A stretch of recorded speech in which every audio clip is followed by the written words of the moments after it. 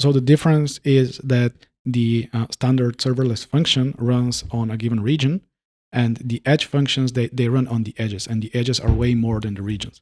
That means that we can have edge here in Sofia, in Bulgaria, and we don't really need to call the Frankfurt edge the Frankfurt region every time we do a request. Okay, so going back to the example with function deployed in Frankfurt and caching on the edge, calling from Singapore, if this function is deployed on their edge network, and it's edge function, not just serverless function, then calling from Singapore will also will execute the function at some place that's closer to Singapore than Frankfurt. Close as possible. Yeah.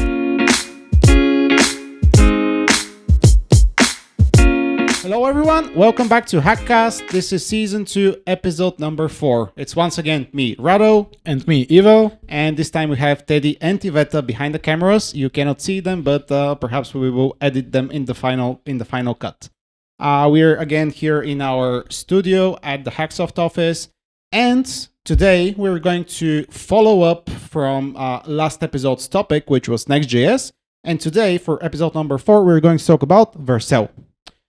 Because Next.js is usually paired with Vercel, and it's a good idea to know what Vercel gives you and how Vercel enriches Next.js and the features provided by Next.js. So the topics that we're going to cover are what Vercel brings to the table, how it enriches Next.js, and perhaps some rough edges from our experience, because we're using Vercel and Next.js quite a lot. Yes. And as you can see, we did a full circle and we're back with phones. After doing phones, laptops and tablets. So perhaps next time it's laptops. I think next time I'm going to be the server. A server? Yeah, with a full-blown monitor. All right, I want to see that. It's promised, so yeah, we need to do a monitor and server. All right. HackCast. All right. Next time. I promise. Okay. Okay, so let's start. Let's start with what Vercel is. All right. What do they type in their website? So yeah, what is the title of the page? This is always like a good exercise to do. If you open Vercel, it says the native Next.js platform. Okay. Which by itself does not give you that much of an information, except that it's something that you need for perhaps hosting your Next.js. Mm-hmm. So I think we need to separate it in two parts. First, talk about Vercel outside the context of Next.js, and then bring Next.js in the context and see how the features of Vercel interact with the features of Next.js. Yes. Okay. And this will paint a better picture. Okay. So it is safe to say that Vercel is a platform as a service. You can use it with Next.js, but you can use it as for other frameworks.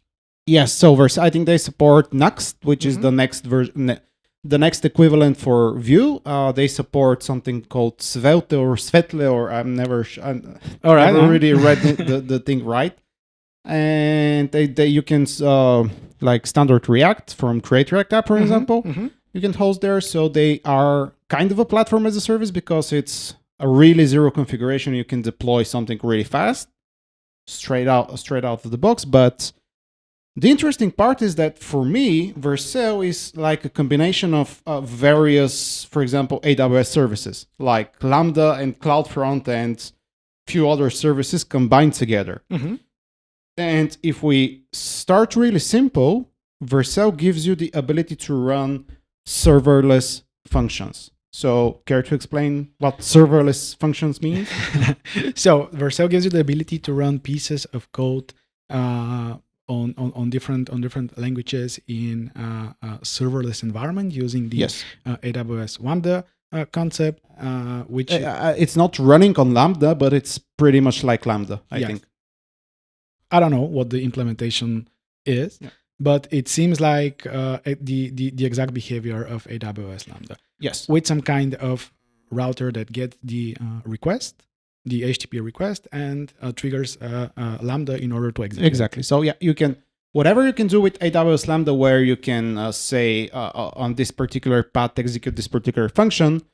You can do the same thing with Vercel, and usually the examples that they give outside of Next.js context is with Node. Yeah, but I think you can run Python and you can run some other things. I'm not really sure. I'm not really sure too. Yeah, but the main idea is that you can run serverless functions with Node. Yes. Basically, deploy an Express app and run it in a serverless environment. Absolutely. Just like AWS Lambda, it's kind of the same thing. And it's important to state here that if you are going to use Vercel for running serverless functions, you need to run them in a specific region. So, care to explain what this concept is? It's pretty much the same as with Lambda, but yeah. So you need to pick a region, an AWS region that is the physical place where all these lambdas are actually running. Yep. You can pick from I think all the AWS regions in the Vercel settings menu. Or no, not all of them. So Vercel, I think they're not running on AWS, but rather they have implemented their own serverless compute platform like AWS Lambda. Okay. And in AWS Lambda, you can pick from AWS regions, while in Vercel, you can pick from Vercel regions. Okay. So there's no cross match between the two. It's a different cloud computing platform, but it has similarities in the interface and in the usage. Okay, so you can pick from many different regions. Yes.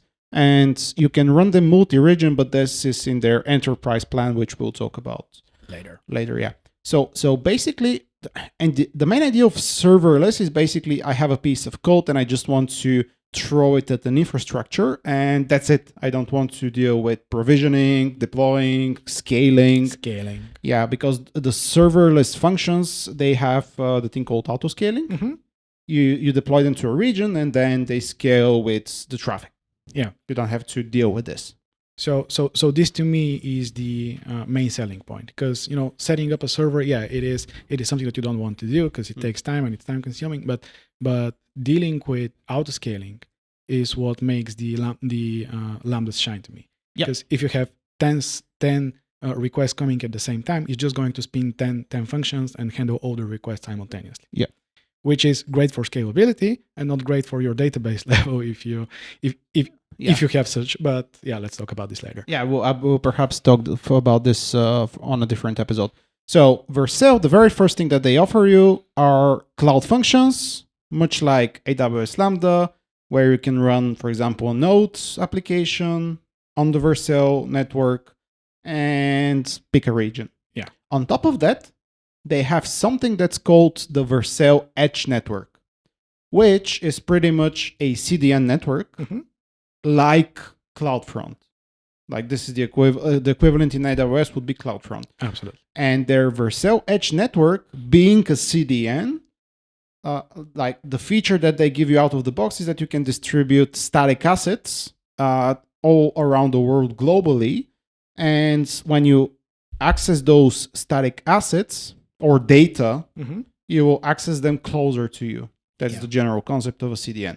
That allows us to host single page applications on Vercel or any kind of static asset. Or any kind of static asset. Yeah, single page applications can be viewed as a static asset. Yeah, they are. They are. And you can host them on Vercel. And then if we had just those two, there are good features, but then what Vercel are doing is they say the following thing. Now, on our Vercel Edge network, you can leverage caching from various outputs. And if you cache something, you're going to cache it to the Vercel Edge network. For example, you can deploy a cloud function, a serverless function running Node, and this serverless function can leverage the Vercel Edge network and cache responses. Cache on the edge. And cache on the edge. So, for example, you deploy the functions in Frankfurt, and you make the request from Singapore. Yeah.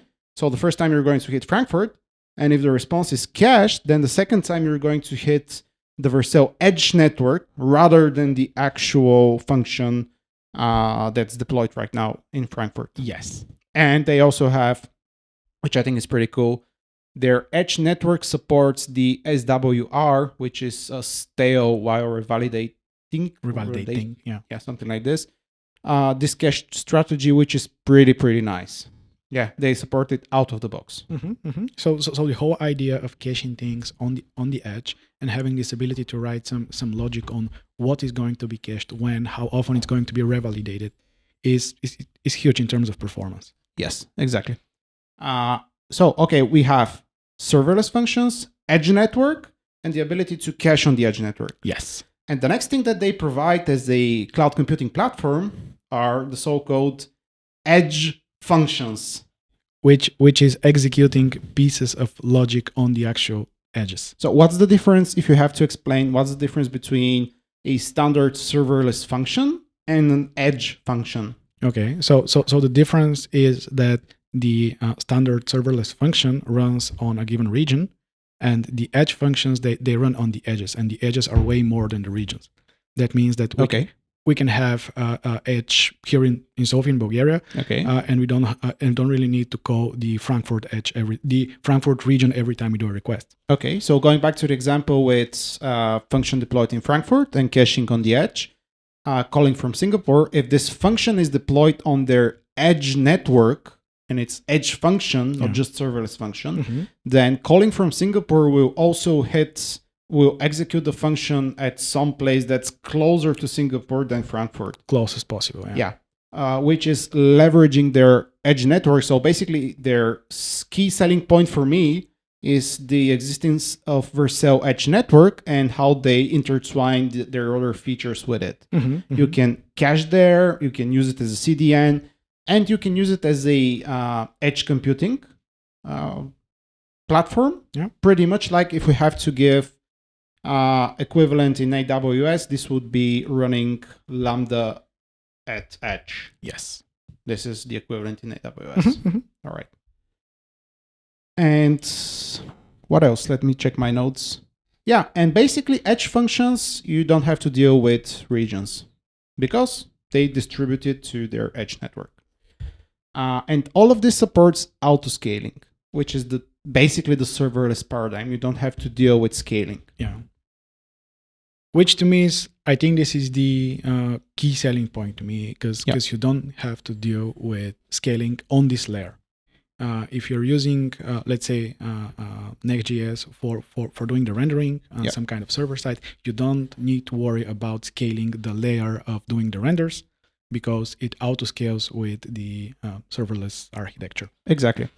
And all of this that we just discussed is the Vercel platform on its own. Yeah. There's we haven't mentioned Next.js at all, because you can use Vercel without Next.js just as a serverless computing platform. Yes. And where it shines for me is that they have those features, and then they take Next.js and they enhance the features of Next.js with the features of their platform. And they work really well together. And they are built meant to be together. To be together, yeah. And the very first thing is that Next.js, you have server-side rendering. Yeah. Which is like a standard backend. We talked about this in the last episode. And if you deploy Next on Vercel, the server-side rendering will automatically be deployed as a serverless function. Yes. Which is great. Which is scaling the whole layer that is doing the renders. Yeah. The place where on the backend where the React code is actually executed now is scaled globally, and you don't need to care about not yet globally. Okay, not globally, not yet globally. But it's scaled, and you don't need to worry about provisioning more servers, downscaling, upscaling, whatever. I mean, it is there out of the box. Yes. So all the backend capabilities of Next are deployed on the infrastructure of Vercel. So yes, server-side rendering is deployed to a standard serverless function, and you have the ability to deploy it on the edge. Yes. I think it's still in beta. It's in beta, yeah. Yeah, but you can actually do this. API routes, because Next.js supports this. Yes. Again, they run in Lambdas. On the serverless functions, and also you can deploy them on the edge. As edge functions. Yeah. I think there are some limitations if you want to use the edge functions. So you need to know the trade-offs and take proper decisions. The runtime is different. And it has some limitations, but you can deploy your Next.js application with API routes globally if you go with the edge functions. This is when you get out of the box global deployment. Then we have static assets, because JavaScript and single page applications, they are static assets. They are, alongside with all the CSS and the images and the static images inside the application. They are static assets. They change on every deploy, or almost every deploy, but they don't change until you deploy something new. Exactly. So that's why they're static, and they need to be distributed all over the world in order for people to download them as fast as possible. Exactly. And static assets coming from Next.js are handled by the Vercel Edge network, which is their CDN, which is great because out of the box, again, you have global distribution of your static assets. Yeah. And if we make one step further from static assets, we have static pages, the SSG, the static site generation. Mm-hmm. So Next gives you the ability to decide page by page if you're going to have server-side rendering or static site generation. And the pages that are statically generated at build time, they go to the CDN. They go to the Vercel Edge network. Exactly. Because they are just a static HTML page that is generated throughout the build process. And exactly. And it is static. Until the next deploy, it's probably not going to change. So it is just an HTML file cached somewhere in the whole network. Yeah, and this is extremely powerful because you can have static sites deployed globally, like with 2 clicks, out of the box. Mm-hmm. And then one step further from SSG is the ISR, the incremental static revalidation. Yeah, which is again static revalidation, which means that at the end of the day you get a static page, which again is cached on the edges. And you have the infrastructure to revalidate, to do the calculations again and recache again. Yeah. And this extremely powerful coming from Vercel. You don't need to do any additional configuration. You just need to mark this page, this current page of your platform that is that is using incremental static revalidation. Yeah, exactly. Because I can have a statically generated page and just add like a simple config and say revalidate every 2 hours, and then this is handled by Vercel. Yes. It's going to revalidate it, and it's going to have a fresh version every 2 hours. And you don't need to do anything on the platform itself. You just need to fine tune some things in your code base. Exactly, and this is for me the coupling and connection between Next.js and the infrastructure that implements Next.js. Yes. And on top of that, if I want to do revalidation based on a certain event, then I can just expose an API route, which is going to be hosted on Next. And this API route can trigger revalidation for specific paths. Yes. And again, I don't need to redeploy, and I'm going to revalidate my static pages just like that. And again, this is something in your code base. You don't need to deal with any kind of server configuration, platform configuration, or whatever. Exactly. This is something that is in Git. Exactly. And this is like something that Next gives you as a framework, but Vercel implements as infrastructure. Yes. For me, it's an interesting concept because it goes framework in code and infrastructure, they go hand in hand. They're like implemented for each other.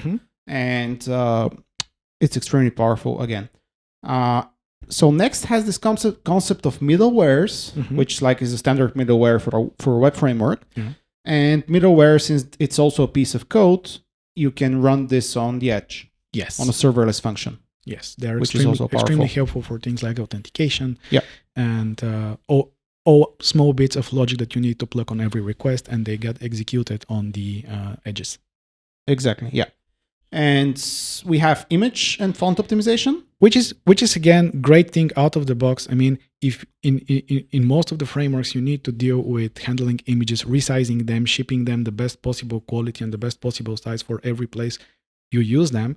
And if you're not serverless, then you are dealing with some problems. Okay, what about if a lot of the images change? Then they need to get resized on the fly. And if I'm not using any kind of serverless infrastructure, if I rely on a single server, it may be too big of a job for the single server. So they are leveraging the cloud functions in order to do the image resizing on the fly and then caching the output of this image process. And it's working with zero configuration. Yeah, out of the box again on their infrastructure. And I think the last thing that I added, and it's still in kind of beta / experimental phase, are the React Server component support and the streaming support. which is coming and is going to be like supported out of the box once Next is ready with this. Vercel, they're also going to be ready. Because again, we need to say the folks behind Vercel are the folks behind Next. Same people, yeah, and it makes sense.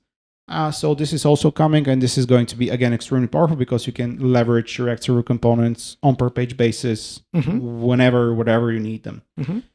And in order to like recap all of this, we have a cloud computing platform which plays very well without the need for additional configuration with the features coming out of Next.js. And this is extremely powerful. Yes, it is absolutely zero configuration in terms of you just give your GitHub URL and Vercel is saying, oh, this is a Next.js project. I know how to host this.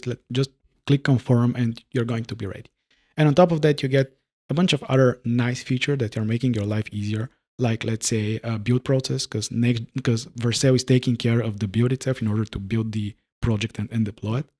It is taking care for things like, let's say, domains. You can easily configure your domain without all the hustle of doing it yourself in some kind of AWS environment. And they handle, I think you can explain this better than me, they handle the root domain issue. Yeah, the root domain issue is that with most of the platform as a services, you cannot point your root domain, your naked domain. You need to use the www version and then figure out how to do the redirect from the root domain to the www version, which is always creating some problems. They also handle the SSL.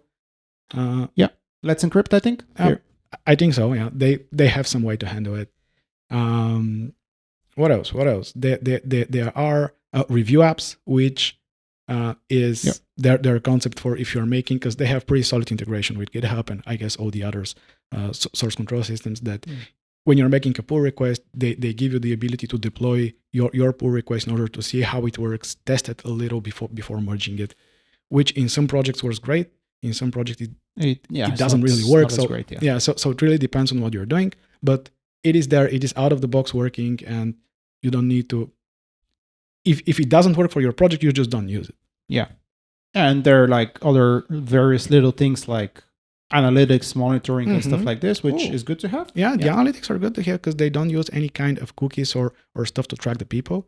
They are using only analytics from the backend, like the IPs of the users and how often different Lambda functions get hit. So this is all in there. I think you need to pay more in order to access the analytics. It's like you need to pay additional on top of your whatever you're paying monthly. But it is there out of the box. If you want, you can just use it and see how it's working. Yeah, and overall, it's a good platform paired with Next.js, and it can enable you to be very, very productive in shipping truly global and distributed apps for your clients. Of course, there are some caveats. We'll learn how to pronounce this word, which sounds like cave, but something with cave and need. Yeah, if someone is listening to us, we sound like we've been paid by the Vercel guys to promote their platform. So can you spot some not so positive sides, some things that are caveats, some things that may be improved or are not there yet? Yeah, so we're not paid by Vercel to actually do this. We really like it because we use it for various clients in project, and it gets the job done. Yeah, it gives us productivity, which is huge. Yeah. So one of the things that I really don't like for Vercel is their billing. Why is that? Because they bill per developer per seat, which is really strange. Which is extremely strange. Because you may have a project that is using almost zero resources, like an absolutely static web page with like 3 hits a day. And if you're having like 10 members in your team, you pay a lot for just a static website being hosted. Yeah. So if you want to use the out-of-the-box GitHub deployments with Vercel, then you need to pay for everyone that commits, basically, because if you are a committer and your commit triggers a build, if this particular user is not in Vercel, the build is not going to happen. Yes. And we've had like situations where we need to add 10 people to Vercel, it gets expensive to build per seat, and it's really strange. For a project that's not even on production yet. So we're not actually using any meaningful resources. On the other hand, you can have a project that is used by millions of people and doing some huge traffic with only one developer if you're like a solo ninja or something, and then you're paying only for one seat, which doesn't really make sense to me, and probably they're going to change it in the future. Hopefully. And that's why we're deploying with the CLI. Yes, and in addition to that, they don't really provide a lot of information about their enterprise plan. Because there are some limitations to the normal team plan where you pay per seat. And at some point, if your project goes so big that it needs like an enterprise features, like more traffic, more Lambda hours or something, then there is no any information on their website how are they going to handle that. Exactly. In terms of price, in terms of money, you have to write to them, and hope to get an answer. Actually, yeah. So more clarity on the enterprise plan, and perhaps additional plans would be great. It would be great. And for me, perhaps the biggest downside, it's also the biggest strength, which is you are locking yourself in with a single vendor, which is Vercel. And if you, for some reason, cannot use Vercel, then what are your options? Well, I guess you can simulate the same behavior using AWS, but you definitely need to invest a lot of time in order to build the infrastructure that is doing the same thing as Vercel is doing. Are there other platform as a services that support hosting Vercel? Firebase. Support hosting Next.js, sorry? Firebase. All right. I think it's relatively new. Okay. Their support, and they're like doing the support like Vercel with infrastructure implementation on Next.js features. Okay.